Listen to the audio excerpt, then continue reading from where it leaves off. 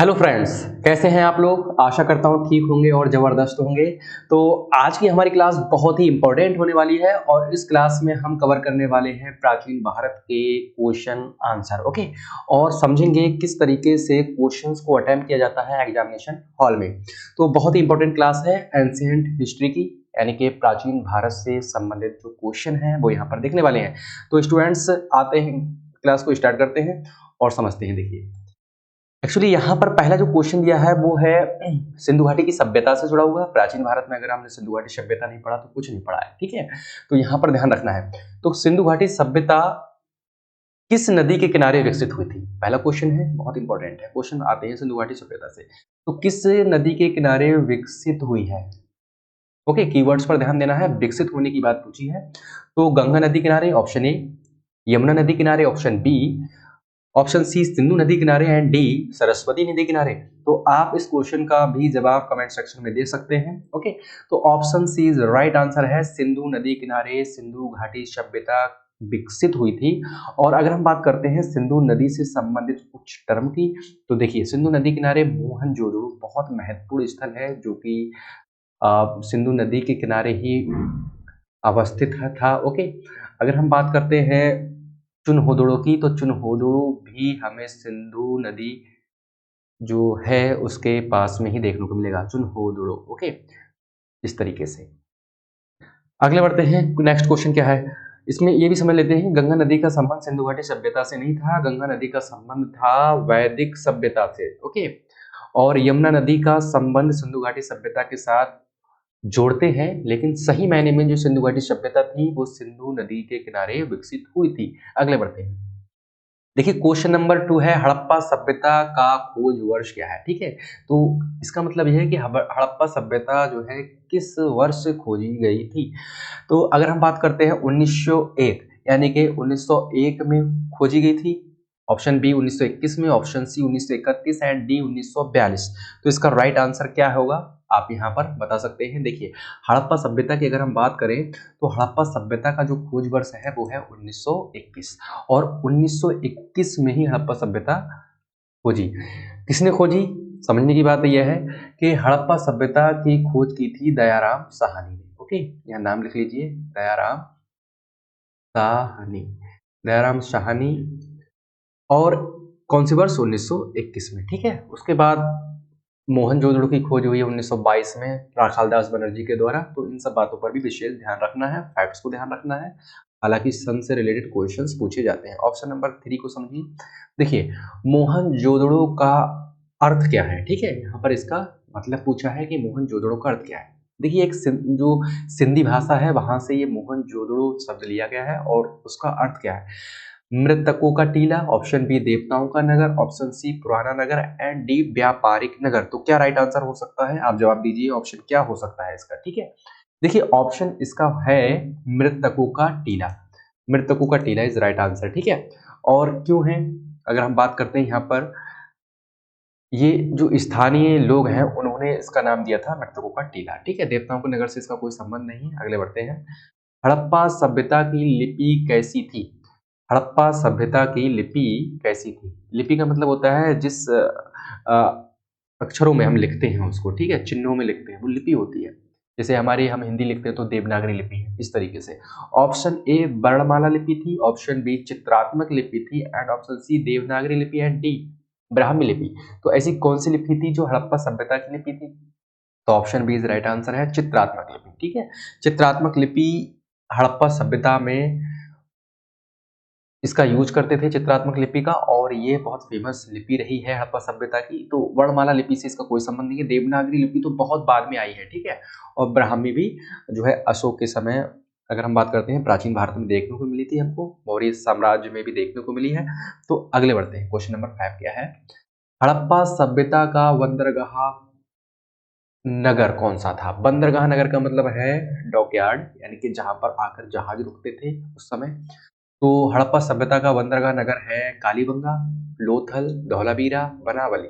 तो इसका संबंध किससे है, ऑप्शन बी से संबंध है, यानी कि लोथल से संबंधित है। ठीक है, लोथल क्या है, गुजरात के, वर्तमान में जहां गुजरात है, ओके, वहां पर लोथल मौजूद था और यहाँ पर क्या है, बंदरगाह बहुत फेमस था हड़प्पा सभ्यता का और इसका संबंध मेसोपोटामिया की सभ्यता के साथ था। ठीक है, तो इस तरीके से हम कह सकते हैं कि Lothal is very right answer.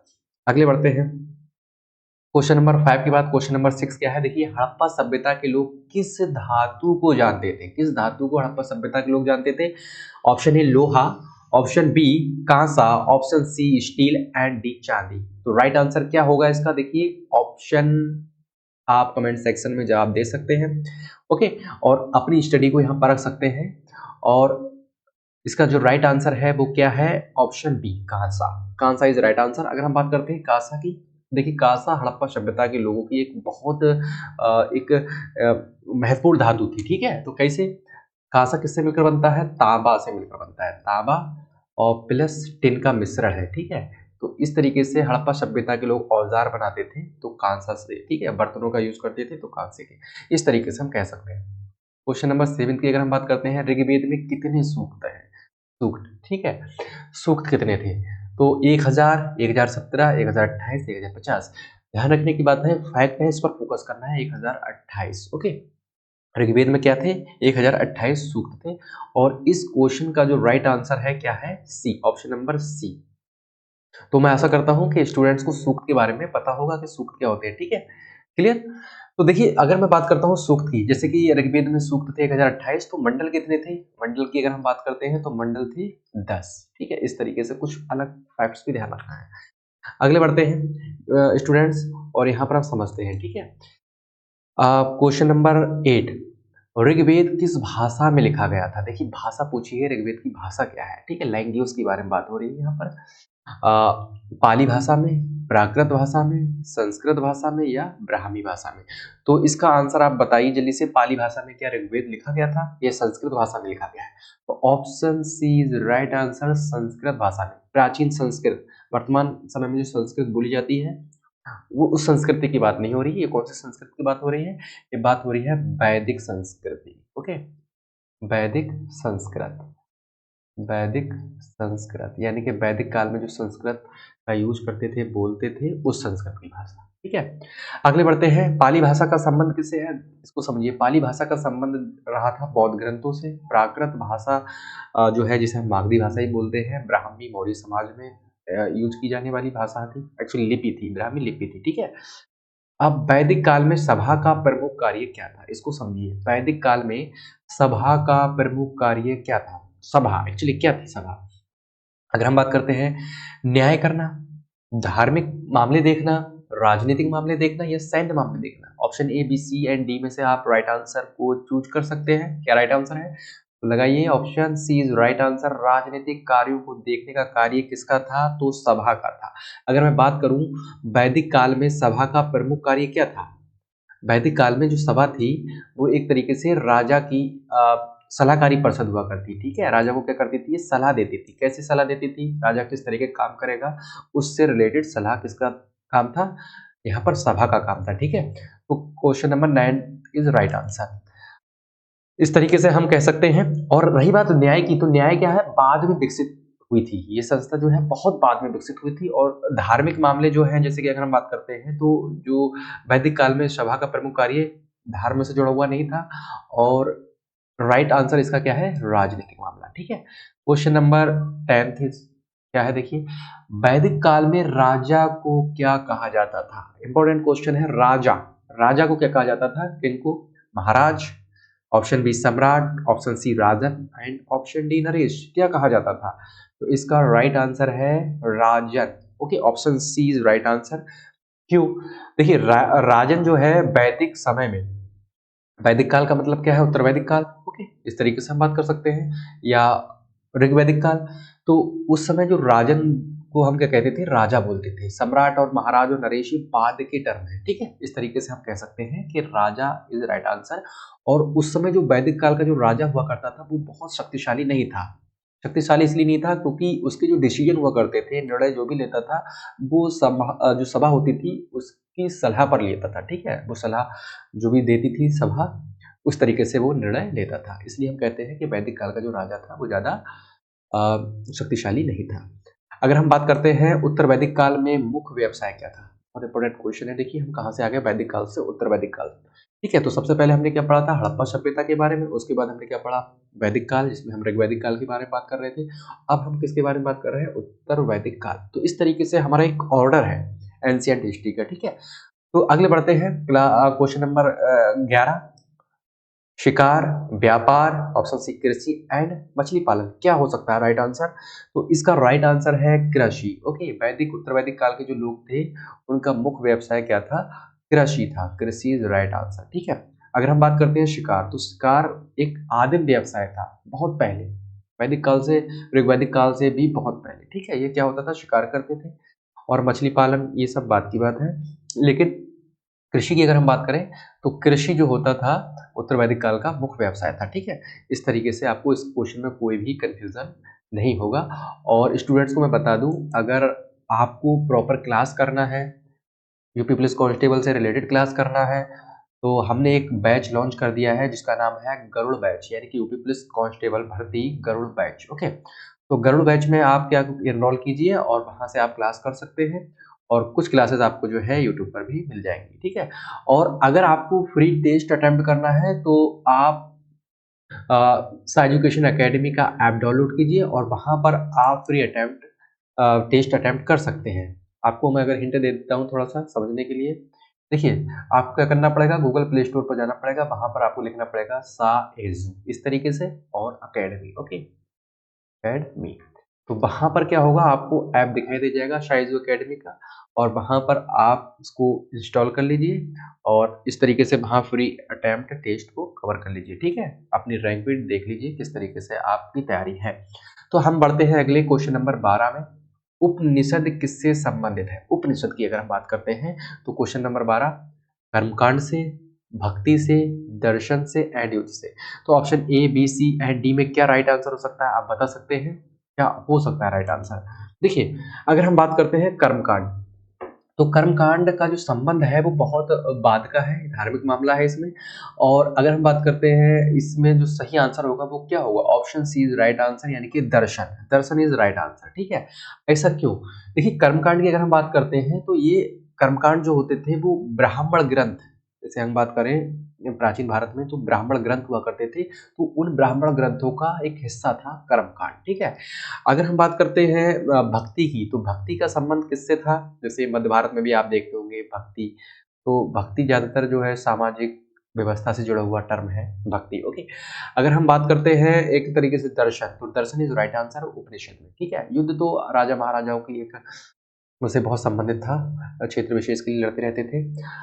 Mahatma Buddha का बचपन का नाम क्या था, ये इंपॉर्टेंट क्वेश्चन है, यहाँ से क्वेश्चन पूछे जाते हैं और अक्सर क्वेश्चन पूछे गए हैं। देखिए महात्मा बुद्ध का बचपन का नाम क्या था, और आपको भी पता होगा महात्मा बुद्ध के बचपन का नाम था option A Siddharth, Siddharth is right answer. ठीक है, तो यहाँ पर कोई कंफ्यूज होने वाली बात नहीं है। अगले बढ़ते हैं, देखिए गौतम जो था वो किसका नाम था, एक्चुअली महात्मा बुद्ध का नाम था या किसी और को जानते थे।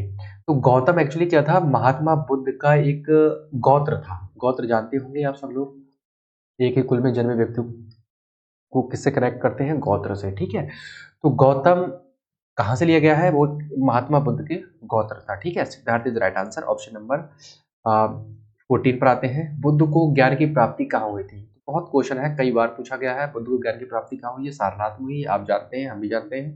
तो इस तरीके से आप समझ सकते हैं कि बुद्ध को ज्ञान की प्राप्ति कहाँ हुई थी, option number is right answer. तो सारनाथ में ही हुई थी। ठीक है, सारनाथ में। थोड़ा सा यहाँ पर कंफ्यूज मत होइए, यहाँ पर क्या था एक्चुअली गया। ठीक है, गया एक्चुअली क्या था, प्रथम उपदेश जो दिया था वो कहाँ दिया था, प्रथम उपदेश दिया था, यहाँ पर कंफ्यूजन थोड़ा सा गया में। ठीक है, तो सारनाथ में थोड़ा सा मैं बता दूं, यहाँ पर सारनाथ क्या है, सारनाथ में प्रथम उपदेश दिया था, क्या दिया था, प्रथम उपदेश। और गया में क्या दिया था, बुद्ध को ज्ञान की प्राप्ति हुई थी। अगले बढ़ते हैं, क्वेश्चन नंबर 15 क्या है, बुद्ध ने पहला उपदेश कहाँ दिया था, ये वो क्वेश्चन आया। देखिए बुद्ध ने पहला उपदेश कहाँ दिया था, वो है सारनाथ में। ठीक है, इस तरीके से क्वेश्चन कवर कर सकते हैं। और बौद्ध धर्म के त्रिरत्न हैं, बुद्ध, संघ, धर्म, बुद्ध धम्म संघ, या सी संघ गुरु शिष्य, बुद्ध ज्ञान संघ। देखिए शिष्य तो नहीं है, इसके बारे में आपने कभी नहीं पढ़ा होगा और ज्ञान के बारे में भी नहीं पढ़ा होगा, तो एलिमिनेट भी कर सकते हैं। और रही बात बुद्ध संघ धर्म, धर्म से इसका कोई संबंध नहीं है, लेकिन हाँ बुद्ध धम धम इस तरीके से, ठीक है। और संघ पाली भाषा में धर्म को ही धम बोलते हैं, तो इसका राइट आंसर क्या हो जाएगा? बी। क्वेश्चन नंबर 17 क्या है देखिए, जैन धर्म के संस्थापक कौन माने जाते हैं? जैन धर्म के संस्थापक, ओके। तो पाशर्वनाथ, ऋषभदेव, महावीर एंड नेमिनाथ। आप बता सकते हैं, संस्थापक की बात हो रही है, ठीक है। कौन है? राइट आंसर बताइए जल्दी, बहुत इंपॉर्टेंट क्वेश्चन है और आप कमेंट सेक्शन में बता सकते हैं जैन धर्म के संस्थापक कौन थे। तो इसका राइट आंसर है ऑप्शन नंबर, बता सकते हैं, option number B, A, C and D. बताइए क्या है? ऋषभदेव। ओके, बहुत अच्छे, आपने बता दिया है, ऋषभदेव इज राइट आंसर है। और महावीर जो है वो तो अंतिम तीर्थंकर थे, ठीक है, नेमिनाथ एंड पार्श्वनाथ नहीं आते हैं। अगले बढ़ते हैं। 18 महावीर स्वामी का जन्म कहाँ हुआ था? कुशीनगर में, वैशाली में, गया में, पाटलिपुत्र में। तो राइट आंसर क्या है देखिए, महावीर स्वामी का जन्म, जन्म, ठीक है। तो महावीर स्वामी का जन्म कुशीनगर में हुआ था, वैशाली में, गया में, पाटलिपुत्र में। Option A, B, C and D में से बताइए जल्दी से। Option number B is right answer. Okay, option B is right answer. कहाँ हुआ था? वैशाली में हुआ था। अच्छा, कुशीनगर में क्या था? कुशीनगर आप जानते होंगे, कुशीनगर बुद्ध का परिनिर्वाण था। अगर मैं यहाँ पे लिखूं तो बुद्ध का महापरिनिर्वाण था, ठीक है। इस तरीके से टर्म को याद रखना है। वैशाली में जन्म हुआ था, किसका जन्म स्थान है? महावीर का। और गया क्या था? अभी जैसे कि हमने पढ़ा है, बुद्ध का ज्ञान स्थल था, ठीक है, ज्ञान स्थल। और जो पाटलिपुत्र थी वो तो मगध की राजधानी थी। इस तरीके से इसका राइट आंसर क्या हो जाएगा? Option number B is right answer. देखिए 19 की अगर हम बात करते हैं, जैन धर्म में मोक्ष को क्या कहा जाता है? मोक्ष, ओके, मोक्ष को समझिए, यानी कि मोक्ष को निर्वाण कहा जाता है। जैन धर्म और बौद्ध धर्म में विशेष ध्यान रखना है, मोक्ष दोनों ही धर्मों की विशेषताएं रही हैं और थोड़ा सा अंतर है यहाँ पर। जैन धर्म में मोक्ष को क्या कहा जाता है? तो कैवल्य कहा जाता है। कैवल्य का मतलब होता है आत्मा की शुद्धिकरण, शुद्धिकरण, ओके। अगर हमारी आत्मा का शुद्धिकरण हो जाता है तो हम कहते हैं कि हमें मोक्ष की प्राप्ति हो गई है, ओके। यानी कि जीवन का जो जन्म मरण का जो बंधन है उससे हमें मुक्ति मिल गई है। अगले बढ़ते हैं, तो कैवल का मतलब आपको समझ में आ गया। नेक्स्ट क्वेश्चन क्या है? क्वेश्चन नंबर 20 को समझते हैं। और क्वेश्चन नंबर 20 यानी कि क्वेश्चन नंबर 20 पर क्या है देखिए, मगध राज की राजधानी क्या थी? ओके, मगध राज बहुत ही इंपॉर्टेंट क्वेश्चन है। Ujjain option number A, option number B Taxila and C Rajagriha Mathura, option number D. तो मगध राज्य की राजधानी क्या थी? अगर हम बात करते हैं, मगध राज की राजधानी थी राजगृह, ओके, राजगृह मगध राज की राजधानी थी। तो इसमें राइट आंसर क्या हो जाएगा? Option C. इस तरीके से क्वेश्चन नंबर 20 का राइट आंसर क्या है? राजगृह, ओके। देखिए उज्जैन किसकी राजधानी थी? उज्जैन थी अवंती की राजधानी। अगर हमें समझना है यहाँ पर, तो अवंती की राजधानी कौन थी? उज्जैन थी, ओके। इसी तरीके से अगर हम बात करें, तक्षशिला किसकी राजधानी थी? गांधार क्षेत्र की राजधानी थी। ये भी महाजनपद थे, ठीक है, गांधार क्षेत्र की राजधानी। और अगर हम बात करते हैं राजगृह मथुरा किसकी राजधानी थी? ये थी सूरसेन महाजनपद की, ठीक है, सूरसेन। तो बहुत इंपॉर्टेंट क्वेश्चन था, इसलिए मैंने इसको क्लियर कर दिया। अगले बढ़ते हैं, क्वेश्चन नंबर 21। हर्यक वंश का संस्थापक कौन था? देखिए हर्यक वंश का संस्थापक था option number A Bimbisara, option number B Ajatashatru, option number C Shishunaga and D Mahapadmananda. तो इसका जो राइट आंसर है ऑप्शन नंबर ए बिंबिसार, क्योंकि हर्यक वंश का संस्थापक बिंबिसार ही था। और रही बात अजातशत्रु की, तो वो अजातशत्रु पुत्र था, किसका था? हर्यक वंश में जो बिंबिसार था उसका पुत्र था। और उसके ही बाद उसका ये उत्तराधिकारी बना है। किसका उत्तराधिकारी है ये? बिंबिसार का, ओके। इसके बाद सत्ता किसके पास आई? बिंबिसार के बाद सत्ता आई थी उसके पुत्र अजातशत्रु के पास। शिशुनाग, शिशुनाग एक्चुअली इसके बाद जो नाग वंश आया था तो उससे संबंधित है। महापद्मनंद नंद वंश से संबंधित है, यानी कि उसके संस्थापक है। अगले बढ़ते हैं। देखिए नंद वंश का संस्थापक कौन था? जैसा कि हम बता चुके हैं आपको, नंद वंश का संस्थापक था महापद्मनंद। एंड धनानंद की अगर बात करें तो महापद्मनंद में ही एक बहुत प्रसिद्ध राजा रहा था धनानंद, और धनानंद और चाणक्य के बीच में कटु वार्ता हुई थी, जिसकी वजह से धनानंद को अपनी गद्दी हमेशा के लिए खोनी पड़ी और इसके बाद मौर्य वंश की स्थापना हुई, ठीक है, इस तरीके से हम कह सकते हैं। अगले बढ़ते हैं, क्वेश्चन नंबर 23। मौर्य साम्राज्य का संस्थापक, क्वेश्चन नंबर 23 क्या है देखिए, मौर्य साम्राज्य का संस्थापक कौन था? अशोक, बिंदुसार, चंद्रगुप्त मौर्य एंड चाणक्य। तो आपको क्लियर होगा मौर्य साम्राज्य का जो संस्थापक था वो था चंद्रगुप्त मौर्य। चंद्रगुप्त मौर्य, अशोक बाद में आया था, ठीक है। Chandragupta Maurya is right answer. Chanakya का संबंध यहाँ नहीं है, नंद वंश में महाधनानंद और चंद्रगुप्त मौर्य के साथ इसको रिलेट किया जाता है। अगले बढ़ते हैं क्वेश्चन नंबर 23 कंप्लीट हो गया है हमारा। क्वेश्चन नंबर 24 पर आते हैं, ठीक है। देखिए क्वेश्चन नंबर 24 क्या है। अगर हम यहाँ बात करते हैं चंद्रगुप्त मौर्य के गुरु कौन थे, सिंपल क्वेश्चन है, चंद्रगुप्त मौर्य के गुरु कौन थे, तो वो थे, आप बता सकते हैं, बहुत आसान है क्वेश्चन नंबर 24 का। Option A Panini, option B Patanjali, option C Chanakya and D Megasthenes. तो इसके सबके जो ऑप्शन है बहुत बेहतर है, इस क्वेश्चन के ऑप्शन बहुत बेहतर है। Panini, Patanjali, Chanakya and Megasthenes. तो आपको पता है option number C is right answer, Chanakya. ठीक है, चाणक्य को बोलते हैं, कौटिल्य भी बोलते हैं, और चंद्रगुप्त मौर्य के गुरु थे। पाणिनि की अगर हम बात करते हैं तो पाणिनि व्याकरणाचार्य थे, यानी कि व्याकरण में इनको बहुत महारत हासिल थी। पतंजलि जो है वो योग और भाषा से संबंधित है। मेगास्थनीज जो है राजदूत थे, है ना, जो कि यूनानी। तो अगले बढ़ते हैं क्वेश्चन नंबर 25 क्या है, देखिए 25। इंडिका ग्रंथ किसने लिखा? पायन ने, ह्वेनसांग ने, मेगास्थनीज ने, इत्सिंग ने। तो क्वेश्चन नंबर 25 का ऑप्शन क्या है, A B C and D में से? तो आप इसका राइट आंसर बता सकते हैं, मेगास्थनीज इज राइट आंसर। पायन का संबंध इससे नहीं है, ह्वेनसांग का संबंध भी नहीं है, and option number C is right answer है। क्योंकि मेगास्थनीज का संबंध की अगर हम बात करें, देखिए ह्वेनसांग जो है वो हर्षवर्धन के शासनकाल में भारत में आया, ठीक है, ये बात क्लियर है। हर्षवर्धन के शासनकाल में कौन आया था? ह्वेनसांग आया था। और अगर हम बात करते हैं मेगास्थनीज की, तो मेगास्थनीज जो थे वो एक यूनानी राजदूत थे, ठीक है, एक कह सकते हैं, और ये चंद्रगुप्त मौर्य के दरबार में आया था। कह सकते हैं मेगास्थनीज कौन था? यूनानी यूनानी राजदूत राजदूत और ये चंद्रगुप्त मौर्य के दरबार में आया था, ठीक है, सिंह, और इनसे कोई संबंध नहीं है। रही बात अगर फायान की, अगर हम बात देख लेते हैं, तो फायान जो है वो गुप्त काल से संबंध है। फायान का संबंध किससे है? गुप्त काल से। और ह्वेनसांग का संबंध हम बता चुके हैं किससे है? हर्ष काल से, ठीक है, हर्ष काल से। और इत्सिंग, इत्सिंग क्या थे? ये भी एक यात्री थे, जो कि बाद के यात्री थे, ठीक है, बाद में आए थे ये यात्री। यात्री तो ये सब थे, लेकिन बाद में, सबसे बाद में कौन? इत्सिंग आए थे।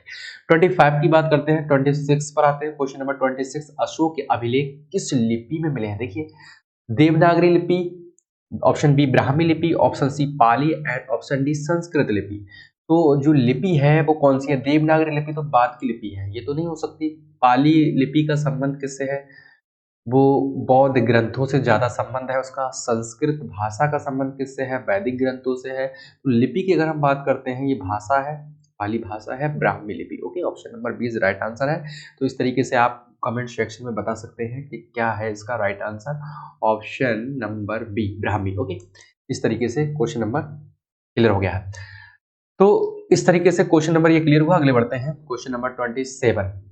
देखिए स्टूडेंट्स, क्वेश्चन नंबर 20, कलिंग युद्ध कब हुआ था? कलिंग युद्ध 262 ईसा पूर्व में हुआ था, 261 ईसा पूर्व में हुआ था, 260 ईसा पूर्व में हुआ था, 259 ईसा पूर्व में हुआ था। अब इस क्वेश्चन का जवाब आप दे सकते हैं कमेंट सेक्शन में। बहुत ही इंपॉर्टेंट क्वेश्चन है अगर मैं कहूँ आपसे, क्योंकि ये क्वेश्चन लगातार पूछा गया है वनडे एग्जाम में, ठीक है। तो क्या राइट आंसर हो सकता है? Option A B C and D, क्या राइट आंसर हो सकता है इसका? बताइए, कमेंट सेक्शन बता सकते हैं। 262 ईसा पूर्व, 261 ईसा पूर्व, 260 ईसा पूर्व एंड 259 ईसा पूर्व, क्या हो सकता है?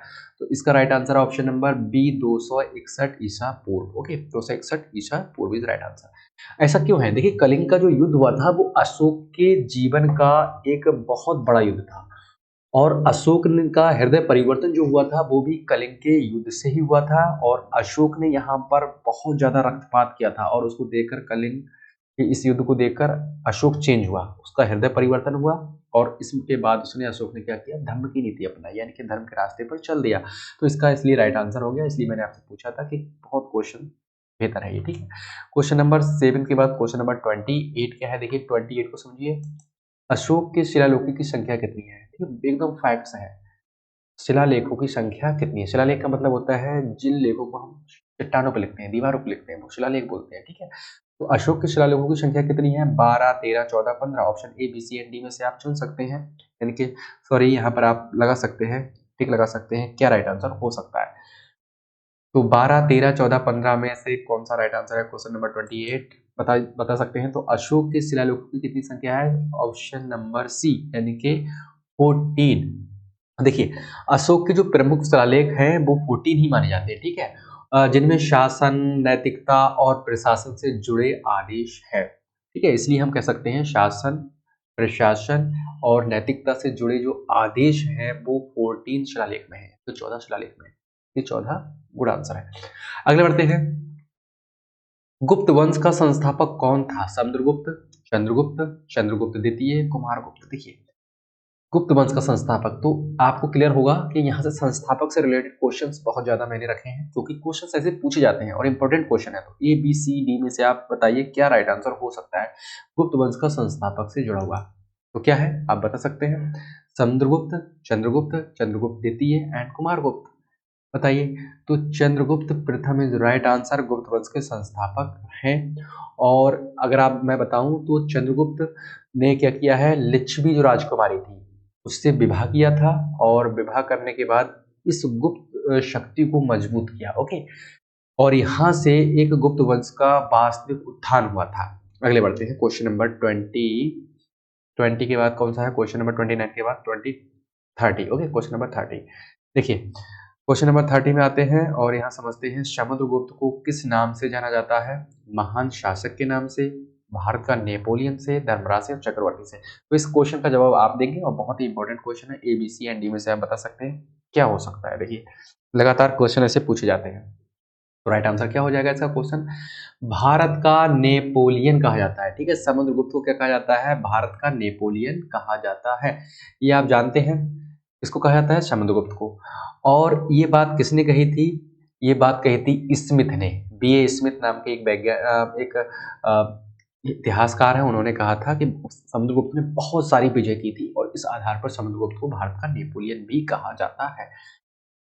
क्वेश्चन नंबर 31, प्रयाग प्रशस्ति। प्रयाग प्रशस्ति किसने लिखी है? प्रयाग प्रशस्ति ऑप्शन ए कालिदास ने, ऑप्शन बी हरिशेर ने, ऑप्शन सी बाणभट्ट ने एंड ऑप्शन डी अश्वघोष ने। तो कौन है इसका right answer? Kalidas, Harishena, Banabhatta and अश्वघोष।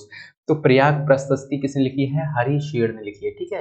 तो किताबों से रिलेटेड क्वेश्चन आ सकते हैं, ग्रंथ के जो लेखक हैं वो कौन है प्राचीन ग्रंथों के, यहाँ से क्वेश्चन आते हैं वन डे एग्जाम में, ठीक है? इसको ध्यान रखना है। अगले बढ़ते हैं 31 क्वेश्चन के बाद क्वेश्चन नंबर 32 में आते हैं और यहाँ क्वेश्चन है, देखिए, चंद्रगुप्त द्वितीय का अन्य नाम क्या था? Vikramaditya, option B Devgupta, option C Aditya and D Dharmagupta. तो इसका क्या राइट आंसर हो सकता है? Option A B C and D में से बताइए जल्दी से, कमेंट सेक्शन में जवाब दे सकते हैं आप। क्वेश्चन नंबर 32 का आंसर क्या हो सकता है? देखिए, चंद्रगुप्त द्वितीय का अन्य नाम क्या था? अगर हम बात करते हैं तो option number A is right answer, Vikramaditya. Okay, Chandragupta Vikramaditya भी बोलते हैं इनको। और चंद्रगुप्त विक्रमादित्य का जो शासन काल था वो अगर मैं कहूँ तो 375 से लेकर 441 ईसवी। ओके, अगर हम यहाँ कहें तो ईसवी की बात करते हैं, ठीक है? तो ये था, तो इम्पोर्टेंट क्वेश्चन है इसलिए मैं आपको बता रहा हूँ। और चंद्रगुप्त विक्रमादित्य के शासनकाल को ही हम स्वर्ण युग भी कहते हैं। क्यों? क्योंकि कला, संस्कृति और व्यापार में बहुत प्रसिद्धि हासिल की थी। किसके मामले में? कला के मामले में, संस्कृति के मामले में और व्यापार। तो कला, संस्कृति और व्यापार में काफी उन्नति हुई थी, इसलिए इसके काल को, किसके काल को? चंद्रगुप्त मौर्य के काल को, सॉरी चंद्रगुप्त द्वितीय के काल को क्या कहते थे हम? स्वर्ण युग कहा जाता है। ओके, स्वर्ण युग। इस तरीके से बढ़ेंगे। क्वेश्चन नंबर 33 पे आते हैं। देखिए, गुप्त काल में विदेशी यात्री कौन आया था? तो गुप्त काल की बात है, अभी हमने क्वेश्चन लगाया था। मेगास्थनीज, इसका संबंध किससे है? यूनान से है और ये राजदूत थे चंद्रगुप्त मौर्य के। फाहियान, फाहियान का संबंध किससे है? बताइए। हुएनसांग एंड अल्बुर्नी, अल्बुर्नी का संबंध तो मध्य भारत से है, ठीक है? और हुएनसांग का संबंध बताया था हर्षवर्धन से है, हर्ष के काल से। Fahien is right answer.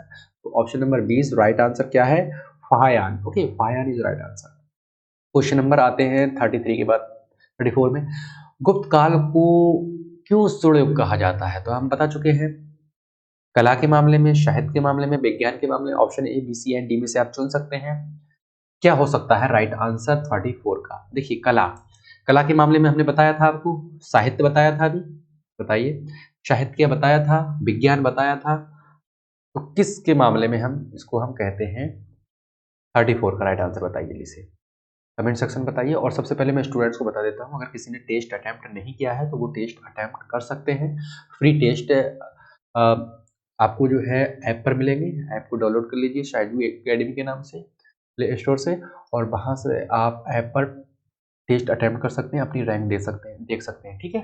तो एकदम फ्री है ये टेस्ट, एकदम फ्री है, वहाँ से आप डाउनलोड कर कर अपना टेस्ट अटेम्प्ट कीजिए और इस तरीके से क्वेश्चन को क्लियर कर लेते हैं। क्वेश्चन नंबर 34 क्या है, देखिए 34 क्वेश्चन है। हाँ, गुप्त काल को क्यों स्वर्ण युग कहा जाता है? कला के मामले में, साहित्य के मामले में, विज्ञान या सभी के मामले में? तो जैसे कि मैंने कहा कला, संस्कृति, ओके, इस तरीके से मैंने बोला था। तो संस्कृति में, साहित्य, विज्ञान, ये सभी आ जाता है और कला में भी आ जाता है। तो ये क्या है, सभी इज राइट आंसर। इसका आंसर क्या है, सभी। देखिए दशमलव प्रणाली किस काल में विकसित हुई थी? आपको ये क्वेश्चन का आंसर पता होगा। दशमलव प्रणाली किस काल में विकसित हुई थी? वैदिक काल में, option A. Option B Maurya काल में। ऑप्शन सी गुप्त काल में। डी हड़प्पा हड़प्पा काल में। सोचिए कितना अजीब आंसर दे दिया, ऑप्शन दिया हुआ है इसमें। तो आप बताइए क्या हो सकता है इसका राइट आंसर? दशमलव प्रणाली विकसित हुई थी गुप्त काल में। ओके, गुप्त काल इज राइट आंसर है। और गुप्त काल से पहले दशमलव प्रणाली जो थी ज्ञात ही नहीं थी, स्टार्ट ही यहाँ से हुई है। और आर्यभट्ट ने क्या किया था गुप्त काल में? अगर मैं यहाँ से कहूँ, आर्यभट्ट ने गुप्त काल में दशमलव प्रणाली का प्रयोग किया था। किसने?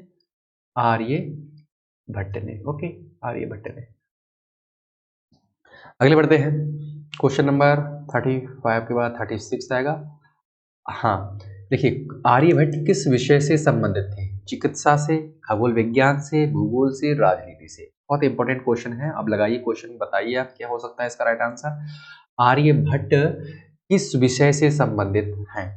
कमेंट सेक्शन में जवाब दे सकते हैं आप। आर्यभट्ट किस विषय से संबंधित है? चिकित्सा, खगोल विज्ञान, भूगोल, राजनीति। देखिए आर्यभट्ट का संबंध था खगोल विज्ञान से। क्या है राइट आंसर? खगोल विज्ञान इज राइट आंसर। और खगोल विज्ञान में हमें पता चलती है क्या? ग्रहों की गति। खगोल विज्ञान में क्या पता चलता है हमें? ग्रहों की गति पता चलती है, ठीक है। और अगर देखें तो पृथ्वी का घूर्णन, ये सब खगोल विज्ञान में ही। तो मैं लिख सकता हूँ यहाँ पर ग्रहों की, 1 मिनट को थोड़ा सा इरेज कर सकते हैं, यहाँ से हम लिख सकते हैं, ठीक। ग्रहों की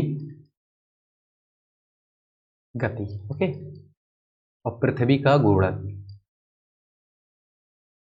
पृथ्वी का ये सब कहाँ से पता चलता है? खगोल विज्ञान से। क्वेश्चन नंबर 37 पर आते हैं। कालिदास किस काल के कवि थे? मौर्य काल के, कुषाण काल के, गुप्त काल के और हर्ष काल के? अब यहाँ पर आपको कंफ्यूजन हो सकता है, आप कंफ्यूज हो सकते हैं, क्या हो सकता है आंसर इसका, बताइए जिसे। देखिए कालिदास किस काल के कवि थे? मौर्य काल के, कुषाण काल के, गुप्त काल के, हर्ष काल के? तो राइट आंसर है सी, गुप्त काल के, ठीक है। गुप्त काल के कवि थे कालिदास, और गुप्त काल के ये महान कवियों में गिने जाते थे, महान कवि। और जैसे कि अगर हम बात करते हैं इनकी कृतियां कौन सी थी, अभिज्ञान शकुंतलम बहुत फेमस कृति थी, इनकी रचना थी। मेघदूत, ऋतुसंहार, ओके, इस तरीके से हम कह सकते हैं। तो गुप्त काल इज राइट आंसर। अब देखिए यहाँ पर जो क्वेश्चन है, अभिज्ञान शाकुंतलम किसकी रचना है? आप बता चुके हैं, कालिदास की। 38 के बाद हर्षचरित किसने लिखी थी? तो हर्षचरित देखिए लिखा हुआ है कालिदास ने, बाणभट्ट ने, अशोक ने, दंडी ने। अब आपको ध्यान होगा कि हर्षचरित का संबंध तो हर्षवर्धन से हो सकता है, ऐसा नहीं है, ठीक है। ऑप्शन 40 का आंसर बता सकते हैं आप, क्या हो सकता है? कालिदास, बाणभट्ट, अशोक, दंडी? बताइए जल्दी से। Option A, B, C and D में से आप कुछ भी बता सकते हैं। और तो कौन हो सकते हैं? हर्षचरित का संबंध है बाणभट्ट से। किससे संबंध है हर्षचरित का? बाणभट्ट से, ठीक है। और हर्षकालीन कवि थे ये बाणभट्ट, हर्षकालीन कवि, यानी कि हर्ष के समय में ये मौजूद थे, इस तरीके से हम कह सकते हैं। और इनकी जो शैली थी वो काव्यात्मक थी, ओके, प्रशस्ति शैली बोलते हैं, इस तरीके से इसका राइट आंसर हो सकता है। बिल्कुल राइट आंसर बी ही है, ठीक है। क्वेश्चन नंबर 40, ओके, क्वेश्चन यही अंतिम क्वेश्चन था। इस तरीके से हमने सारे के सारे क्वेश्चंस कवर कर लिए हैं। प्रैक्टिस सेट में 40 क्वेश्चन कवर किए हैं। और सबसे पहले मैं स्टूडेंट्स को यहाँ बता देता हूँ कि अगर जिन्होंने भी टेस्ट को अटेम्प्ट नहीं किया है, ठीक है, तो आप गूगल प्ले स्टोर पर जाकर शाह एजुकेशन एकेडमी का ऐप डाउनलोड कीजिए। और ऐप की लिंक आपको डिस्क्रिप्शन बॉक्स में मिल जाएगी, वहां पर आपको वेबसाइट की भी लिंक है। और आप जो है वहां से देख सकते हैं वेबसाइट को विजिट कर कर। तो सबसे पहले ये जो हमने क्वेश्चंस कवर करे हैं वो किसके किए हैं? हिस्ट्री के किए हैं। ओके। और हिस्ट्री में भी किसके किए हैं? अगर हम बात करते हैं एंशिएंट हिस्ट्री पे, ठीक है, एंशिएंट हिस्ट्री को बोलते हैं प्राचीन भारत। कौन सी? Ancient history. ओके, प्राचीन भारत।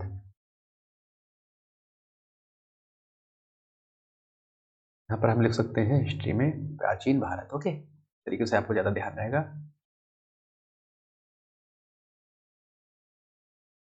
और 40 क्वेश्चन कवर कर लिए हमने, और इस तरीके से हम प्रैक्टिस सेट के आधार पर कवर करने वाले हैं सभी। ओके, अदर्स जो सब्जेक्ट हैं उनको भी।